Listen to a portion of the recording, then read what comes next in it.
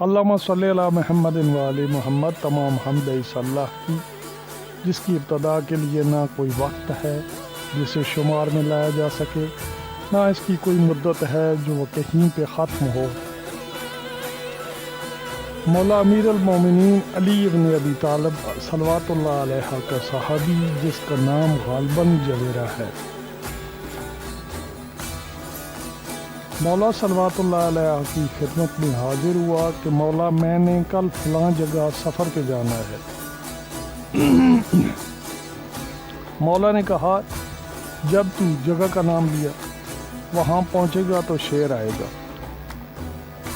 صحابی: تو مولا میں سفر کا ارادہ ترک کر دیتا ہوں۔ مولا علی علیہ السلام: لیکن ہم تجھے بھیجنا چاہتے ہیں۔ صحابی: جی مولا، غلام حاضر ہے۔ مولا علی علیہ السلام: جب شیر تمہاری طرف آئے اور حد سماعت تک پہنچ جائے تو اسے میرا سلام کہنا کہ امیر المومنین صلوات اللہ علیہ تمہیں سلام کہتے ہیں۔ صحابی سفر سے ہو کے واپس آیا۔ ایک دن مولا صلوات اللہ علیہ کی خدمت میں حاضر ہوا۔ مولا نے اس سے سفر سے متعلق پوچھا۔ مولا: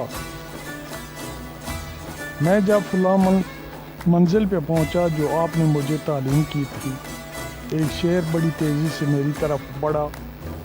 یوں ہی وہ میری آواز کی حد تک پہنچا، میں نے آپ کا سلام اس کو دیا، بس سلام کا سننا تھا۔ اس نے اپنے پنجے زمین میں گاڑ دیے اور وہیں رک گیا۔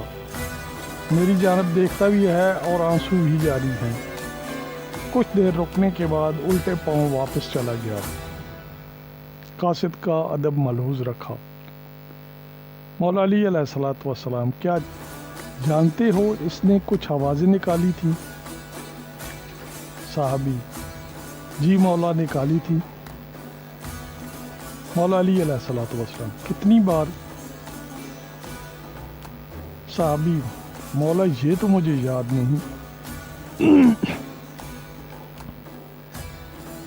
مولا علی علیہ السلام: چلو ہم تمہاری یادداشت بحال کر دیتے ہیں، کتنی بار؟